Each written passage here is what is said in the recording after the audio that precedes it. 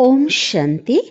आज हम मधुर ईश्वरी महावाक्य साकार मूल्य सुनेंगे 1 मई 2023 की। तो आज बाबा ने कहा बेहद की राजाई लेनी है तो सुबह अमृत वेले ब्रह्म मुहूर्त में जल्दी उठ जाओ और मुझे याद करो। और उस समय अगर मुझे याद करते हो तो उस समय का याद का नशा सारा दिन रहेगा और पक्के होते जाएंगे। फिर बाबा ने कहा तुम्हारी तकदीर अब जग रही है और औरों की सो रही है। तो सो रही है अर्थात उनका जो बुद्धि योग है ना, वो विनाशी धन कमाने में ही लगा है और तुम बच्चे अभी अविनाशी कमाई कर रहे हो। तो तुम बच्चों को अपनी तकदीर की महिमा करनी चाहिए। कैसी महिमा? वाह मेरा भाग्य, जो मुझे मिले भगवान मेरी तकदीर बना रहे हैं। मैं देवता बनने वाली आत्मा हूँ। और बाबा ने कहा निरंतर तकदीर की महिमा करो और मुझे भी याद निरंतर करो तो अंतमति सो गति हो जाएगी और मेरी याद से ही तुम पावन बनेंगे, विकर्म विनाश होंगे। और शिव बाबा की याद में ही बाबा कहते क्या करना है, तुम बच्चों को शरीर छोड़ना है ना। बाबा तो आए ही हैं तुम्हें अपने साथ घर ले चलने के लिए। तो अभी तुम गॉडली स्टूडेंट हो, इसलिए इस कोर्स को उठाओ, पढ़ाई पर ध्यान दो। तो बाबा ने कहा मैं तुम्हें इतना अथाह धन देता हूँ, इस समय इतना प्राप्तिवान बनाता हूँ जो 21 जन्म कभी भी किसी प्रकार का दुख तुम नहीं देखेंगे, है ना। दुख का नाम निशान नहीं होगा। हाँ, लेकिन माया भी कम नहीं है, माया भी रुस्तम है। वो तुम्हें सताएगी पर तुम्हें डरना नहीं है, मेहनत करना है। और क्या करना है? माया जीत बनना है। तो आज बाबा कह रहे थे कि है ना, बाबा को तो कोई बांध नहीं सकता, लेकिन बाबा ने कहा मैं ड्रामा में बंधा हुआ हूँ। दुनिया इन बातों को नहीं जानती है कि मैं केवल कल्प के संगम युग के सिवाय दूसरे किसी भी समय पर किसी भी युग में नहीं आ सकता, लेकिन तुम जानते हो। और मैं आता कैसा हूँ? मेरा तो शरीर नहीं है, मैं तो निराकार हूँ, इसलिए ब्रह्मा के तन को किराए में लेता हूँ। तो यही वो रथ है जिस रथ में मैं कल्प कल्प आकर रथी बनता हूँ और तुम बच्चों को ज्ञान देता हूँ, है ना। कोई लोगों ने समझ लिया कि घोड़े गाड़ी वाले रथ में भगवान आते, तो बाबा कहते वो घोड़े गाड़ी वाला रथी में नहीं हूँ, है ना, इस रथ में आता हूँ। तो इस समय जो है आप बच्चों को दिव्य बुद्धि मिली है और दिव्य बुद्धि की कमाल इतनी है कि इस दिव्य बुद्धि द्वारा हर कर्म में आप परमात्मा टचिंग का अनुभव करके सफलता को अर्जित कर सकते हो, सफलता का अनुभव कर सकते हो। और इस दिव्य बुद्धि के बल से माया को भी हार खिला सकते हो। तो बाबा ने कहा आप बच्चों को क्या करना है, मास्टर ज्ञान सूर्य बन करके सर्व विश्व की सर्व आत्माओं को ज्ञान की क्या करनी है, लाइट माइट देनी है ना।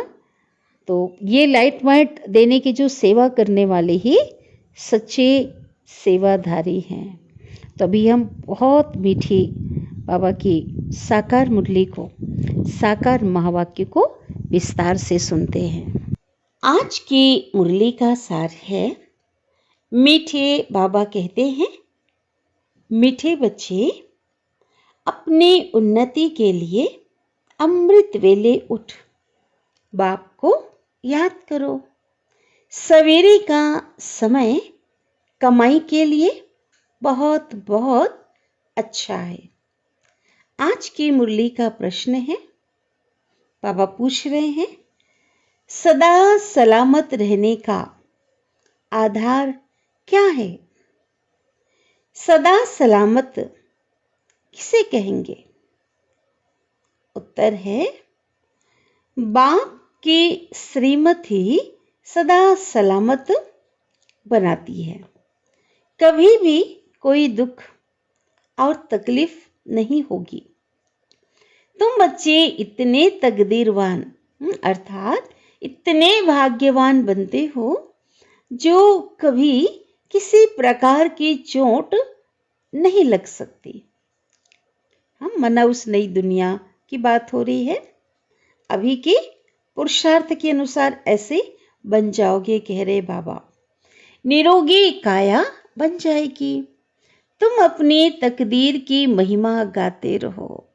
वह मेरा भाग्य, वह ड्रामा, वाह रे मैं, तो वाह बाबा वाह, यही तो है ना तकदीर की महिमा।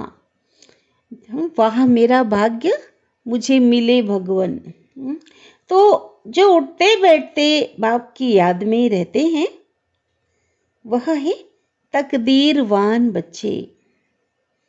उन्हें ही सदा सलामत कहेंगे। गीत बजा है रात के राही, तक मत जाना, सुबह की मंजिल दूर नहीं। तो बाबा हम बच्चों से कह रहे हैं बहुत जल्दी सुख का सवेरा, नई दुनिया आने वाली है। इसलिए बाबा कहते अभी थकना नहीं है, अभी चलते चलो इस आध्यात्म की राह पर, रूहानी यात्रा में आप बच्चों को थकना नहीं है, क्योंकि मंजिल अब आई की आई। ओम शांति। मीठे मीठे पुरुषार्थी बच्चे इस गीत का अर्थ तो स्वयं जानते होंगे।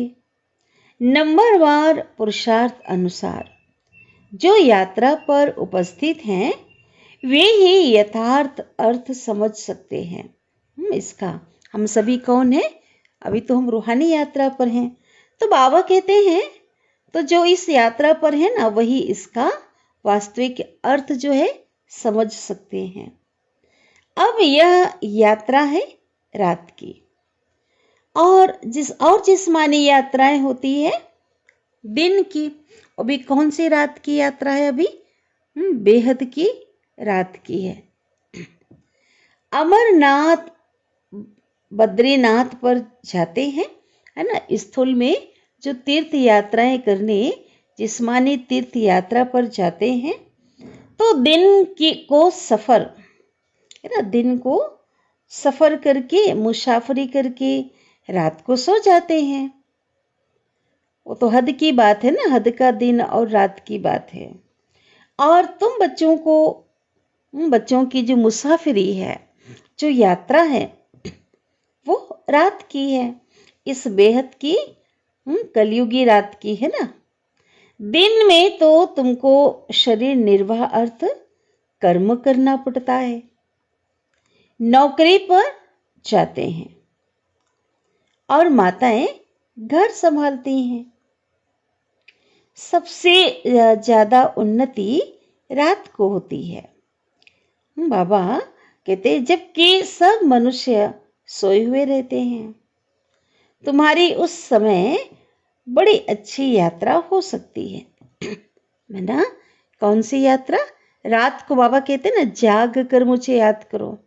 तो याद की यात्रा बाबा कहते, क्योंकि एक प्रकार से रात माना ऐसा नहीं कि सारी रात जागो, जल्दी सो करके सुबह उठ जाओ। 2 बजे से लेकर के का जो समय होता है बहुत अच्छा होता है। तो बाबा कहते उस समय जो है याद बहुत अच्छी हो सकती है, क्योंकि उस समय बाकी मनुष्य जो अज्ञानी मनुष्य हैं वो सोए हुए होते हैं। वायुमंडल कैसा होता है? पवित्र, शांत होता है। उस समय तो किसी भी प्रकार की कोई डिस्टरबेंस नहीं होती है। तो बाबा कहते तुम्हारी उस समय बड़ी अच्छी यात्रा हो सकती है। भगत लोग भी सवेरे अमृत वेले याद में रहते हैं। बच्चे अपनी उन्नति करना चाहते हो ना, तो बाबा राय देते हैं, बाबा सलाह देते हैं कि नींद को जीतने वाले बनो। 5000 वर्ष पहले भी कहा था, कल सवेरे सो जाओ। कहावत है ना, सवेरे सोना और सवेरे उठना। इसका अर्थ है जल्दी सो जाओ और जल्दी उठो। तो यह जो गुण है ना मनुष्यों को बड़ा बनाता है। बरोबर तुम कितने साहूकार बनते हो जो कभी तुमको पैसे की परवाह नहीं रहती। कहाँ की बात हो रही है? नई स्वर्णिम युग, सतयुग की बात हो रही है, क्योंकि वहां अथाह संपत्ति होगी ना, बहुत धनवान होंगे। तुमको 21 जन्मों के लिए वर्षा मिल जाता है शिवालय में, क्योंकि शिव बाबा ने उस दुनिया की स्थापना की है, तो इसलिए क्या कहा जाता, सतयुग को भी शिवालय कहा जाता ना, शिव बाबा ने रचा है ना। यहाँ तो तुम जन्म बाई जन्म पुरुषार्थ करते हो, और अभी का जो तुम्हारा पुरुषार्थ है ना, इस समय संगम युग का जो पुरुषार्थ है, उसके जो प्रारब्ध है वो 21 जन्मों का बन जाता है। वंडर है ना। ऐसा कोई भी पुरुषार्थ कराने वाला नहीं है कि एक जन्म के पुरुषार्थ से हजारों समय के लिए, हजारों साल के लिए जो प्रारब्ध प्राप्त हो, ऐसा कोई पुरुषार्थ कराने वाला नहीं है। एक शिव बाबा है जो 2 युग के लिए पुरुषार्थ कराते। अविनाशी बाप है ना, तो पुरुषार्थ भी कैसा कराता है? अविनाशी बाप अविनाशी पुरुषार्थ कराते। यहाँ तो पैसे के लिए क्या नहीं करते हैं, है ना। बहुत भ्रष्टाचार तो चरम सीमा पर पहुंच गई है ना। लालच में आकर क्या करते, धन के लिए बाप बच्चों को और बच्चे अपने बाप को भी मार डालते, है ना। धन के आगे संबंधों का कोई मोल नहीं है। तुम्हें अभी अविनाशी बाप से अविनाशी वर्षा लेना है, तो अविनाशी बाप और वर्षे को याद करना है, और कोई तकलीफ नहीं। सिर्फ 2 अक्षर है, इसको मन मना भव कहा जाता है। बस यह 2 अक्षर याद करने से तुमको राज तिलक मिल जाता है। अब इस याद में है बल, है ना। बाबा कहते यथार्थ रीति जो बाप को पहचान कर याद करते हो, इसमें बहुत शक्ति है, आत्मा को बहुत बल मिलता है। अब बाबा कहते, बाबा तो युक्ति बता रहे हैं, आप जितना जो याद करेंगे उतनी प्राप्ति होगी। योग और ज्ञान, शास्त्रों आदि के ज्ञान की यहाँ बात नहीं है। 2 अक्षर याद करने के लिए कहते हैं तो फुर्सत नहीं रहती है, कह देते हैं, है ना। ऐसे ऐसे महान बच्चे हैं जो क्या कहते हैं, हम याद नहीं कर सकते, घड़ी घड़ी भूल जाते हैं। किसको? परमात्मा को, भगवान की याद घड़ी घड़ी भूल जाती है। बाबा कह रहे हैं 2 अक्षर की यात्रा नहीं कर सकते। तुम लोग गीत, कविता, डायलॉग बनाते हो, याद करते हो। वास्तव में इन सबकी यहाँ दरकार नहीं है। क्यों? यहाँ तो चुप रहना है, चुप रह करके बाप को याद करना है। क्या तुम बीज और झाड़ को नहीं समझ सकते हो, है ना। कौन सा बीज? इस मनुष्य सृष्टि का चैतन्य बीज, और झाड़ कौन? मनुष्य सृष्टि रूपी झाड़, कल्प वृक्ष। बीज को हाथ में लेने से सारा झाड़ सामने आ जाएगा। इसमें 4 युग, 4 वर्ण हैं। 4 युग कौन सा? सतयुग, त्रेता, द्वापर और कलयुग। संगम युग तो गुप्त है ना। 4 वर्ण कौन कौन सा है? देवता, क्षत्रिय, वैश्य और शूद्र। तो यह सब बुद्धि में लाना देरी नहीं लगती ना। ज्ञान मिला है, स्मृति में लाने में बाबा कहते टाइम नहीं लगता है। सेकंड में स्वर्ग की बादशाही मिल जाती है। सिर्फ याद में रहना है, परमात्मा की, बाबा की याद में रहना है, मन मना भाव होकर के रहना है। सेकंड में साक्षात्कार कराया जाता है। उस समय जैसे स्वर्ग वह कृष्णपुरी में है ना। दिव्य दृष्टि की चाबी शिव बाबा के पास है। जिस समय साक्षात्कार होता है उस समय ऐसा लगता है जैसे कि एकदम हम स्वर्ग में पहुंच गए हैं, है ना। वहां पहुंच के वहां का दृश्य देख रहे हैं। सिर्फ 2 बातें याद करनी है। एक तो बाप को याद करना है, उसकी याद रहनी चाहिए। दूसरा, यह नॉलेज परमात्मा द्वारा दिया गया अविनाशी गीता ज्ञान, तो ये नॉलेज जो है ये बहुत ऊंचा है। अब कहते भूलना नहीं है, क्योंकि ये जो ज्ञान है ना, मनुष्य से देवता बनने की नॉलेज है। देवताएं तो पवित्र होते हैं। नॉलेज हमेशा जो पढ़ाई है वो ब्रह्मचर्य में पढ़ी जाती है। जब पढ़कर घर संभालने लायक बने तब बाद में शादी करनी होती है। लौकिक दुनिया में की बात हो रही है ना। पढ़ाई करने के बाद जब उस योग्य बन जाते हैं, उसके बाद जो है विवाह करते हैं ना। अपने घर वालों को क्रिएटर संभालेंगे। जो रचयिता है वो क्या करते, पूरे परिवार की संभाल करते हैं। इसलिए अपनी कमाई चाहिए ना, तो ब्रह्मचर्य में कमाई होती है। आजकल तो धन के भूखे हो गए हैं। थोड़ी आमदनी हुई फिर दूसरा कोर्स करते हैं। बाबा कहते संतुष्टता लोगों के जीवन में नहीं है। थोड़ी कमाई जो है ना, क्या लगता है थोड़ा सा कमाया फिर और कमाने के लिए नए नए कोर्स आदि करते रहते हैं। अब बाबा कहते हैं बच्चों, यह कोर्स जो है ना वो बहुत सहज है। बाबा जो कोर्स हमें बताते हैं, सिर्फ श्रीमत पर रात को जागकर प्रैक्टिस करो। माना अमृत वेले जल्दी उठ जाओ और प्रैक्टिस करो। रात को बुद्धि की यात्रा करना बहुत सहज है और मदद भी बहुत मिलेगी। 2-3 बजे अमृत वेला कहा जाता है। सवेरे उठकर स्वदर्शन चक्र फिराना है।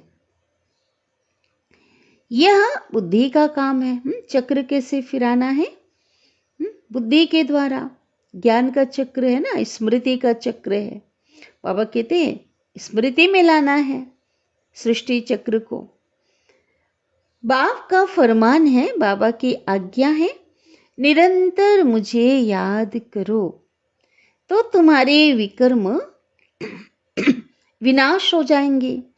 नहीं तो बाबा कहते विकर्म विनाश नहीं होंगे, तुम अगर पावन नहीं बनेंगे तो तुम सजनियों को कैसे ले जाएंगे? तुम सजनियां हो ना, तुम सजनियां अभी पतित हो, सबके पंख टूटे हुए हैं। अब सिर्फ याद करो, मुझे याद करो तो पावन बन जाएंगे और उड़ने के लिए क्या मिल जाएंगे? पंख मिल जाएंगे ना। ज्ञान योग के क्या देते बाबा? पंख देते हैं। तो सवेरे उठने का प्रयत्न करो। दिन में तो याद ना भी ठहरे, चलो बाबा कहते सारा दिन आपका अपना कारोबार होता है ना, चलो आपकी याद में स्थिरता नहीं भी रहे, लेकिन रात को पुरुषार्थ करना सहज है ना, क्योंकि उस समय तो कोई आपका कोई वर्क नहीं है।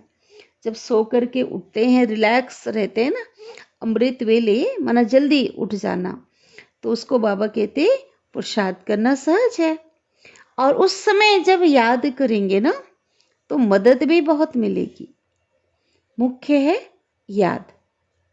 तुम जानते हो हम आत्मा हैं, हमको परम पिता परमात्मा पढ़ा रहे हैं, उनसे पढ़ना है। वह बाप भी है, उनका बनना है। तुम जानते हो हम आत्माएं आकर के अभी प्रैक्टिकल में शिव बाबा से मिली हैं, है ना, उनके अभी सम्मुख हैं।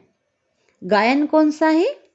आत्मा परमात्मा अलग रहे बहुकाल, और सुंदर मेला लग गया, सतगुरु मिला दलाल। जीव आत्माएं आकर के बाप से मिलती हैं। मनुष्य आत्माएं इस समय प्रैक्टिकल में भगवान से मिलन बनाती हैं। तो जरूर परमात्मा जो निराकार है उनको भी जीव आत्मा बनना पड़े, उनको भी तो शरीर में आना पड़े ना, तभी तो आत्माएं उनसे मिलन बना सकेंगी। वह तो सुप्रीम आत्मा है। आत्मा परमात्मा का रूप एक ही है। जैसे स्टार्स चमकते हैं, सितारे चमकते हैं ना, तो आत्मा भी चमकता हुआ दिव्य चैतन्य सितारा और परमात्मा भी चैतन्य सितारे हैं। आत्मा में 84 जन्मों का पाठ भरा हुआ है। तो शिव बाबा कहते हैं मैं भी एक्टर हूं। तो बाबा कहते हैं मैं भी एक्टर हूं, मैं भी ड्रामा के बंधन में बांधा हुआ हूं। बाबा कहते मुझे कोई नहीं बांध सकता, मैं निर्बंधन हूं, लेकिन ये जो ड्रामा है ना, इसके मैं बंधन में बांधा हुआ हूं। बना मुझे जो भी कार्य करना है उसके अधीन होकर के करना है ना, उस नियम के प्रमाण करना है। ऐसा नहीं कि मैं कभी भी आ जाऊं कुछ भी करूं, ऐसा नहीं। जो मेरा पार्ट है उसी अनुसार से शिव बाबा कहते मैं कार्य करता हूं। यह दुनिया नहीं जानती कि कल्प कल्प संगम युग के सिवाय मैं कभी भी आ नहीं सकता हूं, है ना। कोई भी समय, कोई भी युग में ऐसा नहीं कि जब मन करे मैं आ जाऊं, नहीं। आफतें आदि तो बहुत आती रहती हैं। तो शिव बाबा कहते हैं मैं आता है तब हूं जब सब पतित बन जाते हैं। मैं ही नई दुनिया का रचयिता हूं। आता ही पतित दुनिया में हूं। पतित पहले आत्मा बनती है। आत्मा जानती है, क्या जानती है? हम पहले पावन थे। इस समय नॉलेज हमें प्राप्त है ना कि हम आत्माएं पहले पवित्र थे। जब घर में थे तो भी पावन थे, जब नई दुनिया में आए तो तब भी हजारों वर्षों के लिए क्या थे? 2 युगों तक पावन थे। लेकिन अब क्या बने हैं? अब पतित बने हैं। धीरे धीरे जन्म लेते लेते गुण कलाएं कम होती गई, देवान में आकर के विकारों के वशीभूत हो गए, पतित बन गए। तो यह शिक्षा तुमको ही मिलती है। टीचर के सामने जो स्टूडेंट होते हैं ना, उनको ही शिक्षा मिलती है। तुमको यह शिक्षा पहले पहले मिलती है। इन 5 विकारों को जीतो। बाबा कहते अपने को आत्मा समझ मुझे याद करो और इन बुराइयों को, विकारों को क्या करो? इन पर विजय प्राप्त करो। योग अग्नि से विकर्मों को भस्म करो। इस विष मना जो काम क्रोध मोह लोभ जो अहंकार है ना, काम विकार जो है, ये विष है। तो बाबा कहते इस विष ने तुमको कब्र दाखिल कर दिया। कब्र दाखिल करना माना एकदम जैसे कि क्या बन गए? मुर्दे के माफिक बन गए ना, अज्ञान नींद में बिल्कुल सो गए। इसको पॉइजन कहा जाता, जहर है। ये विकार क्या है? विष है। ज्ञान अमृत से तुम पवित्र बन जाते हो। बाप और वर्षे को याद करना है ना। तो बाबा कहते हैं तो बहुत सहज है। बाबा को और वर्षे को याद करना तो बहुत सहज है। कई बच्चियां कहती हैं बाबा से, बाबा धारणा नहीं होती है। बड़ी बहनों मुआफिक हम जो छोटे हैं ना, वो समझा नहीं सकते हैं। तो शिव बाबा कहते हैं बच्चे, यह तो हर एक के कर्म का हिसाब किताब है ना। कोई तो 25-30 वर्ष रहते हुए भी धारणा नहीं कर सकती। तुम आत्माओं का तो बाप परमात्मा है, वह स्वर्ग का रचयिता है। बाप स्वर्ग का वर्षा देने ही आए हैं ना। तुम बाप क्या करो? बाबा कहते बाबा तो स्वर्ग का वर्षा देने आए हैं। तुम बाप को तो याद करो और कुछ नहीं करो। बाबा कहते बाबा को तो याद करो। तुम बच्चे समझते हो हम इस समय अपने मोस्ट विलव्ड परम पिता परमात्मा के सम्मुख बैठे हैं, जो बहुत प्यारा बाबा है ना, पिता है, उसके सम्मुख बैठे हैं। तुम समझते हो हम इस समय उनके सम्मुख बैठे हैं।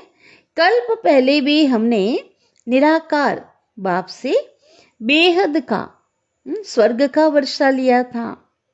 तो बाबा शिव बाबा कहते हैं मुझे भी इस शरीर का, मनुष्य तन का, ब्रह्मा के तन का लोन लेना पड़ता है। किराए पर बैठे हैं ना। बाबा कहते मैं भी कैसा लिया हूँ, इस तन को मैंने लोन पे लिया है, किराए पे लिया है, क्योंकि मेरा तो अपना खुद का शरीर नहीं है ना। तो अपना ना होने से जरूर किराए से ही लेंगे। यह रथ है, ह्यूमन रथ है ना। ब्रह्मा का जो तन है, शरीर क्या है? रथ है, जिसमें कल्प कल्प आकर के रथी बनते हैं। रथ में रथी देख रहे हैं ना। आगे तो गीता पढ़ने से कुछ भी समझ में नहीं आता था, है ना। ब्रह्मा बाबा भी अपना अनुभव शेयर कर रहे हैं ना। बचपन से लेकर जब वो दादा लेखराज थे, तब से लेकर के वो गीता पाठी करते आए ना। वो जो दुनियावी जो गीता है, तो बाबा कहते उस समय समझ में नहीं आता था। कहाँ वह अर्जुन और घोड़ों का रथ बैठ दिखाया है। यहाँ तो तुम्हारा बाप रथी है। बच्चों को कहते हैं मुझ बाप को याद करो, फिर चार्ट रखो। ऐसा साजन जो 21 जन्म सुख देते हैं, उनको क्यों नहीं याद करेंगे? परंतु यह है गुप्त।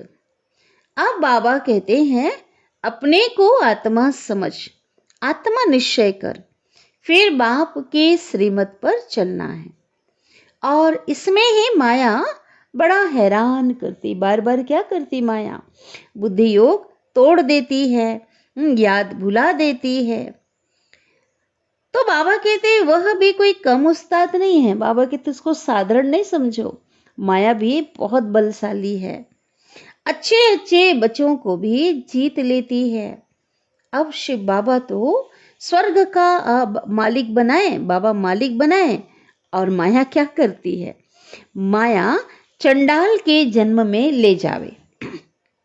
क्यों ऐसा करती माया भी? क्योंकि श्रीमत को छोड़ देते हैं ना।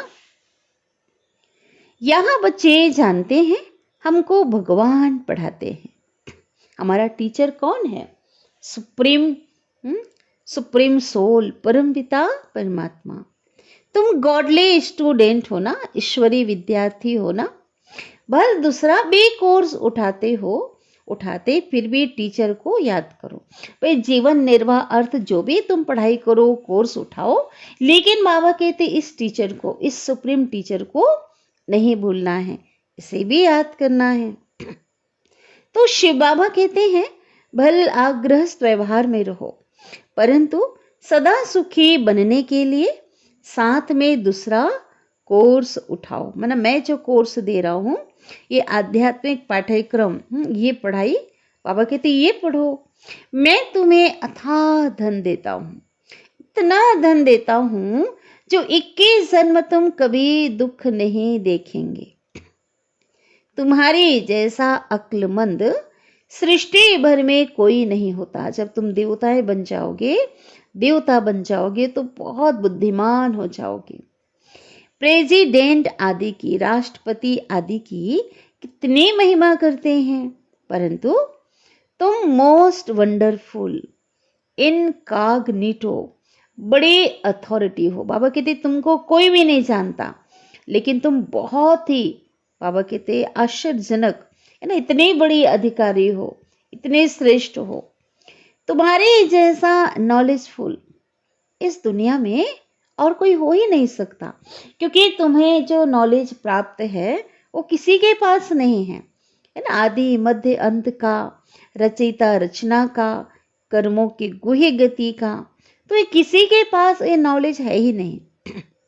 इसलिए बाबा ने कहा कि सबसे ज़्यादा नॉलेजफुल हो।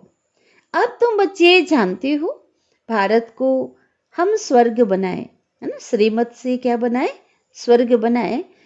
21 जन्म के लिए स्वर्ग का मालिक बन रहे हैं। जगत अम्बा को कितनी बड़ी प्राप्ति है, तो वह भी यही महामंत्र देती है। जगदम्बा भी कौन सी महामंत्र देती है कि शिव बाबा को याद करो। बाबा अभी आकर के भगवान सम्मुख आकर कहते हैं, लाडले बच्चे मुझे याद करो। यह यात्रा भूलो मत। ये याद की यात्रा, रूहानी यात्रा को मत भूलो। टाइम वेस्ट मत करो, क्योंकि समय बहुत कम है, समय बहुत कीमती है। संगम युग का जो समय है ना, बहुत अमूल्य है। इसलिए बाबा कहते इसको व्यर्थ नहीं गंवाओ। यह बहुत भारी कमाई है ना। अभी की जो कमाई है 21 जन्म के लिए प्रारब्ध बन जाएगी, वहां कुछ भी करना नहीं पड़ेगा। इसलिए अभी जो कमाई पे ध्यान दो। बुद्धि योग वहां लग जाना चाहिए, एक तो शिव बाबा से और एक नई दुनिया से। हम शिव बाबा के सम्मुख हैं।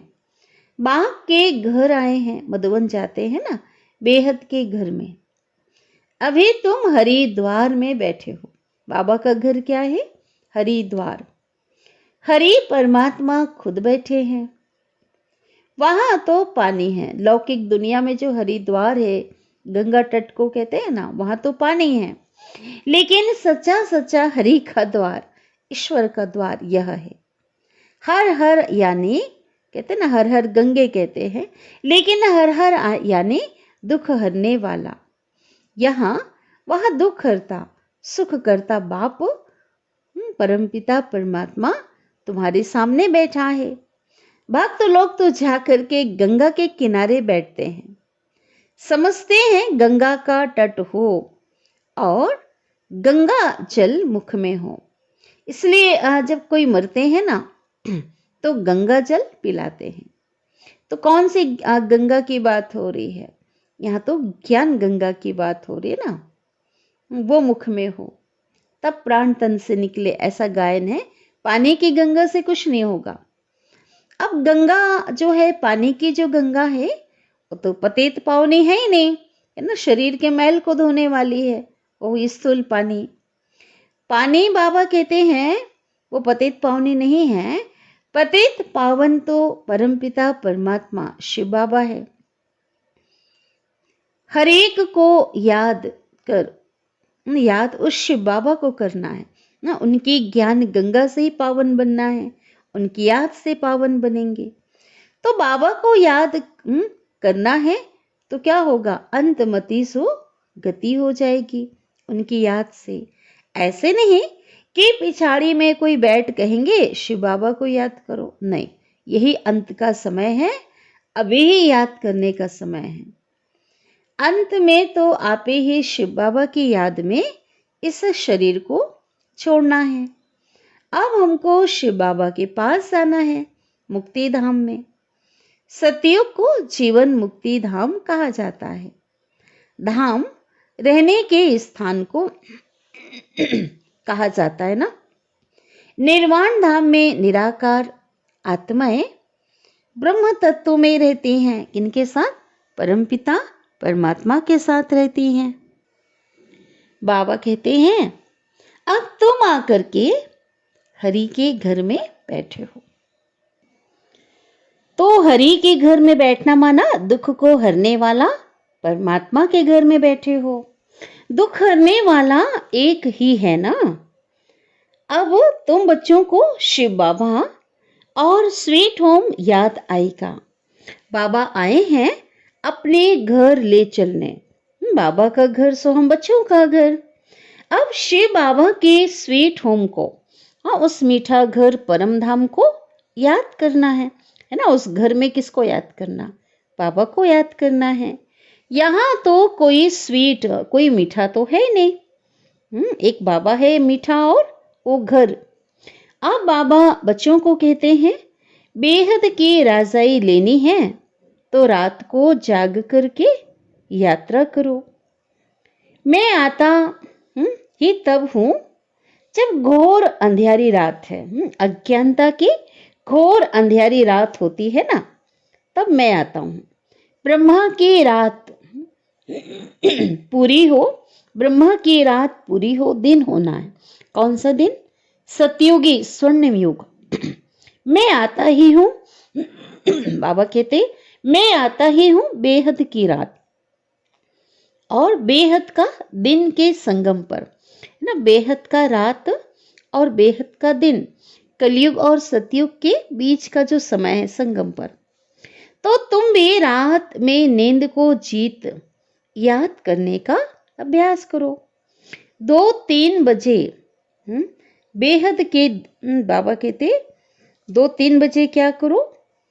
2-3 बजे के समय को ब्रह्म मुहूर्त कहा जाता, अमृत वेला कहा जाता ना, सुबह सुबह। तो बाबा कहते उस समय मुझे याद करो। बाप शिक्षा देते हैं ब्रह्मा द्वारा, रात को जाग कर मुझे याद करो, फिर पक्के हो जाएंगे। हाँ, माया तो बहुत सताएगी, ऐसा नहीं कि माया नहीं आएगी। वो भी रुस्तम है, वो भी परेशान करेगी। बुद्धि योग घड़ी घड़ी क्या कर देगी? तोड़ देगी, याद भुला देगी। फिर भी मेहनत करो। इसमें मेहनत बाबा कहते कोई शरीर से नहीं करना है, सारी मेहनत बुद्धि की है। उठते बैठते चलते फिरते याद में रहना है। तो शिव बाबा कहते हैं थक मत जाना वो रात के राहे। रात को बहुत मजा आएगा, रात को जो है ना, सुबह सुबह बहुत मजा आएगा। फिर वह जो नशा है ना, रूहानी नशा, दिन में भी चलेगा। एक तो बाप को याद करो और अपनी तकदीर की महिमा करो, अपने भाग्य का गीत गाओ।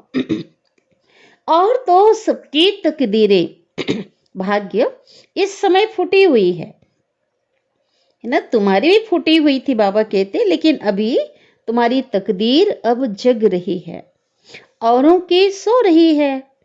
जिनका बुद्धि योग इस समय धन कमाने में रहता है, उनकी तकदीर सोई हुई समझो। कौन सा धन कमाने में? विनाशी धन, स्थूल धन कमाने में लगे हैं ना। बाबा जो कमाई करा रहे हैं, अविनाशी कमाई का तो पता ही नहीं है। सच्ची तकदीर तुम्हारी जग रही है। पेट कोई जास्ती थोड़े ही खाता है ना। बाबा हमेशा कहते 2 रोटी खाता है। भीड़ लोग क्या खाते हैं? मिर्ची और मकई चने का आटा मिलाकर रोटी खा लेते हैं। लेकिन यहाँ तो तुमको देखो, सब कुछ मिलता है, कितना हर प्रकार का खाने की किसी चीज की कमी नहीं है, भरपूर मिलता। तुमको बहुत साधारण रहना है। बाबा कहते ना बहुत साहूकारी रहनी है, ना बहुत गरीबी, बीच का रहो कहते बाबा। अब बाबा कहते हैं हे लाडले बच्चे, मुझे याद करो। मैं तुमको नैनों पर बिठाए ले चलता हूँ। मेरे नूरे रत्नों, नूरे चिश्म बच्चों को हमेशा, बाबा कहते नूरे चिश्म बच्चों को हमेशा प्यार किया जाता है ना। श्रीमत पर चलने से तुम सदा सलामत रहेंगे। सदा सलामत का अर्थ भी बड़ा भारी है। बाबा ने कहा क्या है?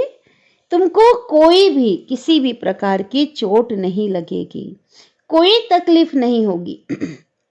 इतना तुमको सदा सलामत बनाता हूं।